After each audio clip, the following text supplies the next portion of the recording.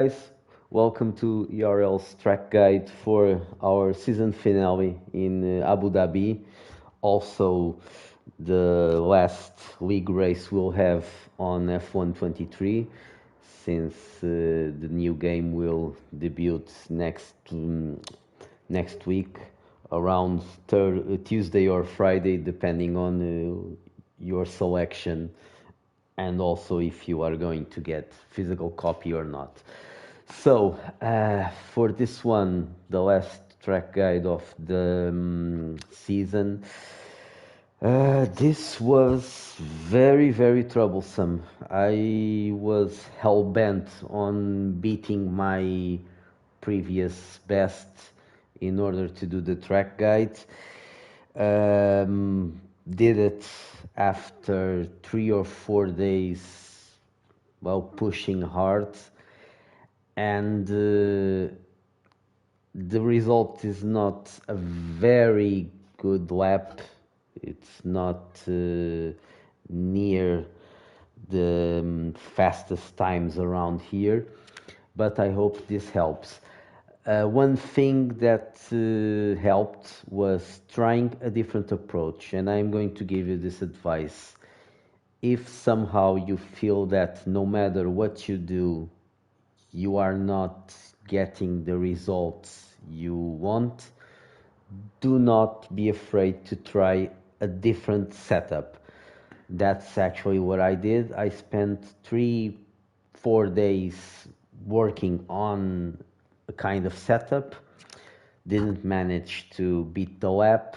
After trying a different approach, which will be the setup that I will give you, actually the lap, the beating of the previous best came around much quicker than I thought. For uh, this track will give you lots of trouble due to the lack of visual cues. Finding the breaking points here will not be easy because by this picture alone, as you can see, and this happens a lot in this track, there are no there are no distance boards, which usually we use as a common breaking point reference. And this will happen on a lot of corners, and this will give you a hard time during your lap and during your race too. So if you use the racing line assist, it might help a bit.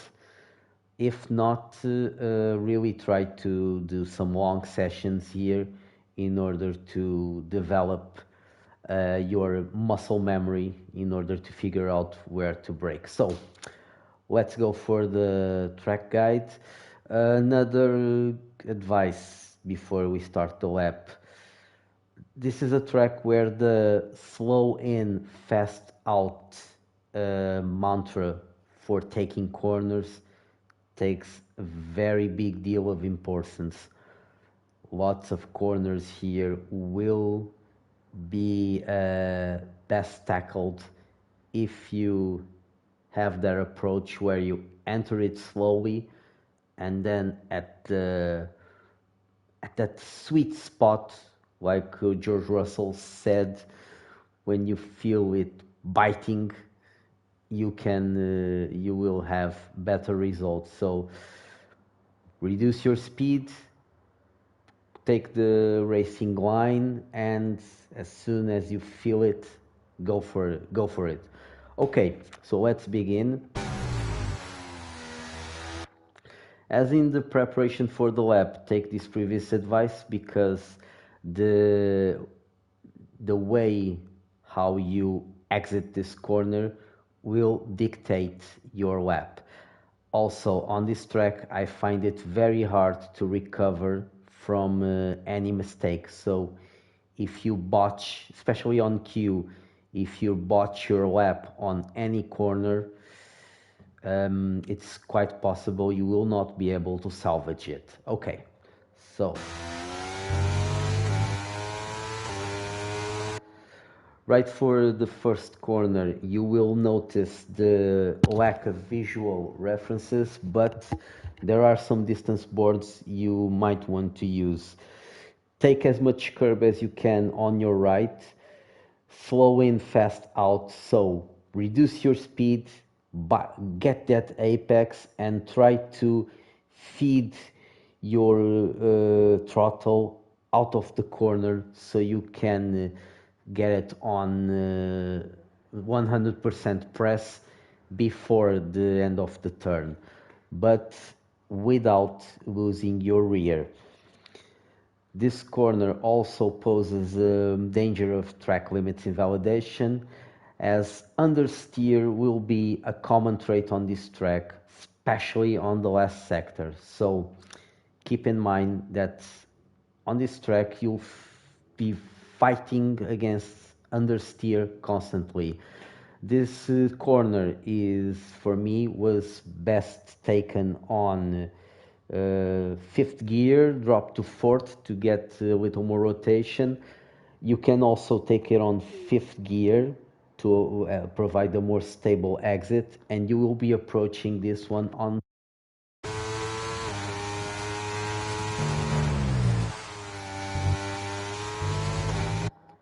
Okay, so for the next part, it's flat, so it's all a matter of taking the proper racing line and avoid snapping on your wheel because it will cost you time. You need to take this part gently, and on previous games I used to lose the rear a lot here. On this one it doesn't happen. Don't know if it's because the setup has a little more aero, but I feel that this one can be done safely going flat. However, you should cater for this on your GP sessions if you use GP sessions to train for the race. It it's possible that it can snap on turn 3, but at least for me it did not happen. But always something to be aware of. Flat either on the left and on the right turns. You have to do this flat and try to find the shortest path.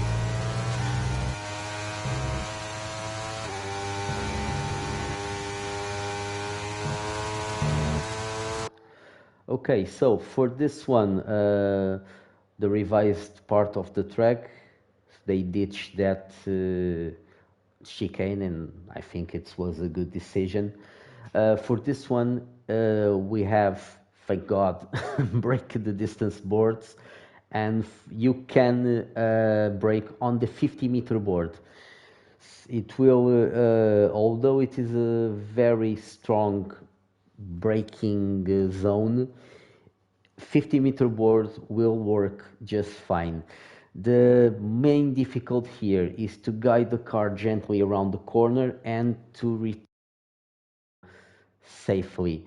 Um, I did it on third gear and felt that I could return to the throttle safely, and that's on because the next stretch is a very long straight, and if you fail the exit you will suffer through the straight and you will be vulnerable on the race to overtakes if you do not exit this corner properly.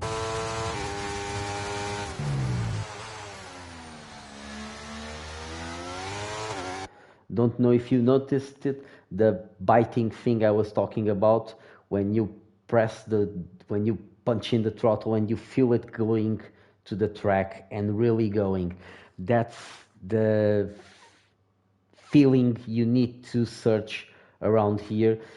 Thing is, it's always very, very thin line between getting it and losing your rear.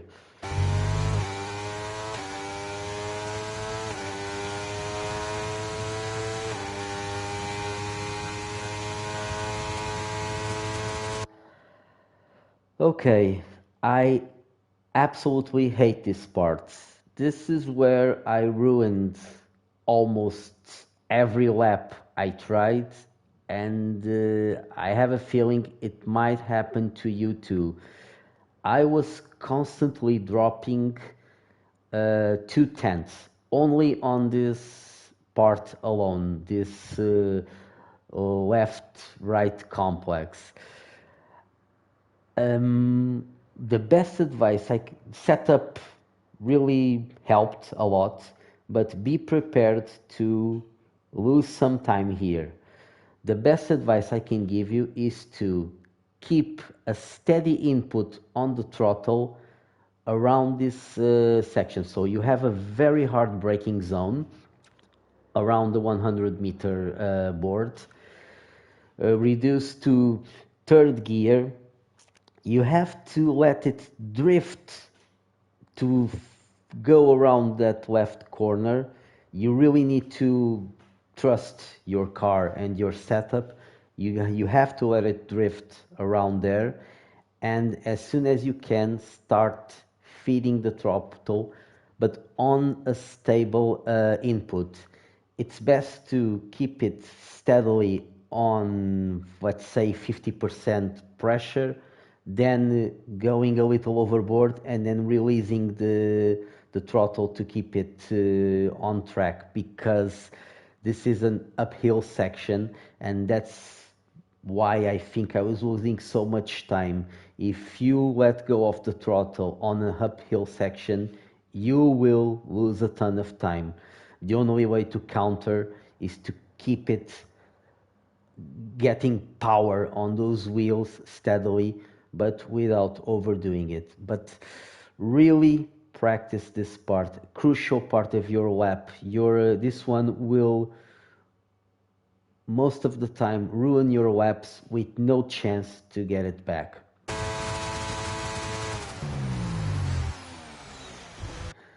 The drift I was talking about. So as soon as you let go of the braking pedal totally, it will kind of dance around the corner. Don't worry, it has some stability. You really need to do it like this, otherwise I find it really hard to gain time here. And also be prepared to getting the utmost line for the right turn. Some people have this advice, and it's a very good advice, to kind of let go of this one in order to prepare the right one. So this means that you should not go far away on the right. You really need to keep this tight line as so you can enter the right corner the best you can. This is the part where you have a big tendency to lift the throttle, but it will ruin your lap. You need to have it pressed, even if it's by a small margin, but you cannot lift it to complete this turn. It will make you lose time. Also, as soon as it is on a straight line, push it and upshift to fourth. This one is all about following. This sometimes it feels that there is not much to be said around these sections, but whenever you have this kind of straights that go a little to the left or to the right, these are places where time can be lost if you do not follow the shortest path, even if you are going flat, or if you do harsh snappings on your wheel.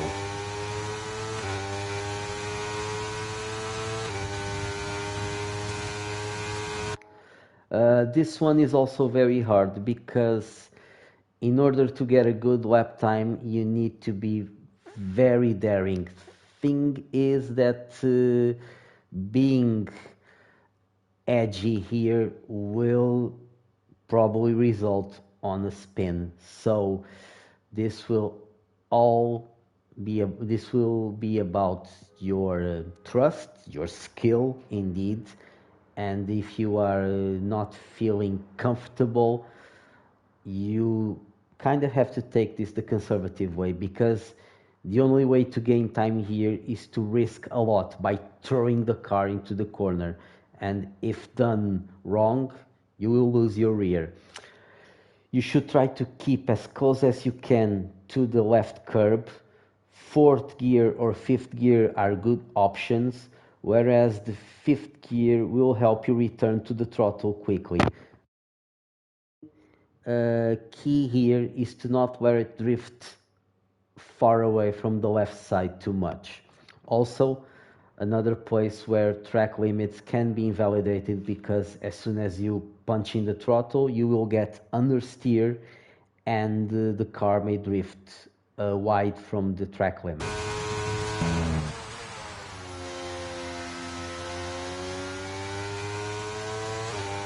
Speaking about understeer, welcome to understeer land. This last part will be a constant battle between you wanting your car to turn and it not turning at all.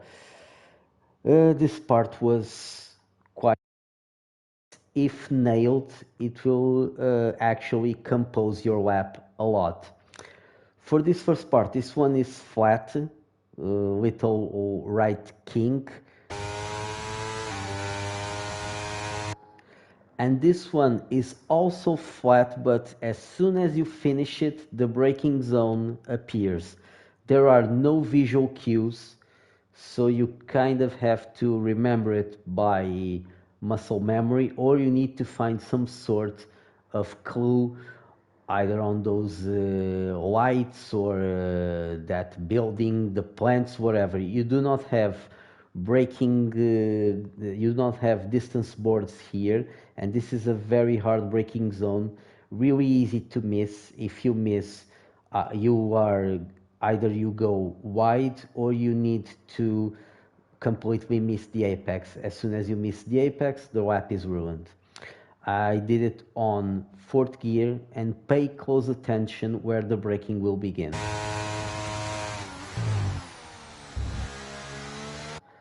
Okay, so fourth gear will help you to get a little more pushy with the throttle here, and it helps. But do not forget that these two left corners are very hard, and understeering will be an immense factor here. Take your time, take your patience, let it really glue to the track. It's best to lose a little bit of time here than to try to do something that will not be possible, and also invalidate your lap, or even worse, crashing into the barriers. Keep it on fourth gear, but third is also a good option to add a little more rotation. Fourth will keep it more steady around this part, where you kind of need to find the perfect balance between throttle inputs and letting the car traverse the two left corners.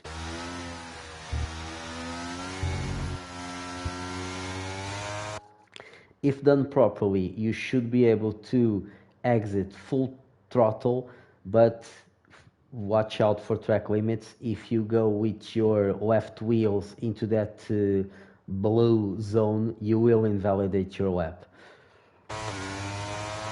This one, depending on your aero setups, if you bet on a very low aero setup, you won't be able to do this flat. But around medium to high aero inputs, this one can be done flat on 6 corners. And this one, it's the same issue. You do not have any visual cues at all. Try to find them while practicing for the lap, for the race. You can take a lot of curb here without invalidating, of course. The car will actually traverse it on a stable manner. And it's all about slow in, fast out. Get that apex and try to return to full throttle as soon as you can, because getting a good exit will make this lap and also determine the next one.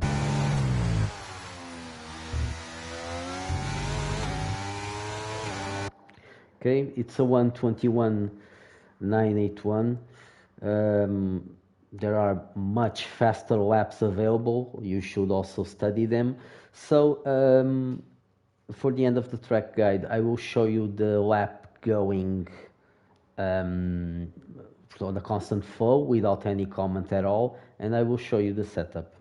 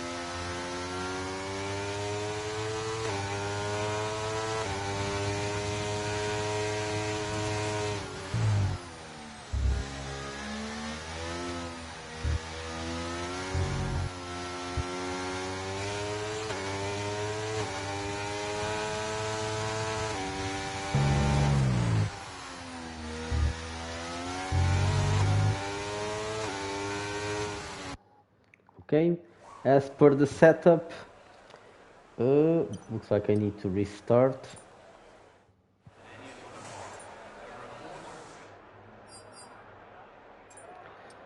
38, 33, I was trying with higher wings, but this one proved better. 50, 50. One of the few places where the right, right, left, left wasn't actually the best option, and I think that this is what helped me on the part where I was constantly ruining my laps. So this one, right, right, and then 0.03, 0.14. A lot less stiffer suspension than usual on the front. The usual, it's kind of around the same meta, a little stiffer on the front and looser on the rear. 33, 36, this will help with straight line speed. 155, good braking power, especially for T4. And as usual, pressures going a bit lower to help on traction. Okay, have a great season finale. Good luck for the title contenders, and we hope to see you on next game next season. Cheers!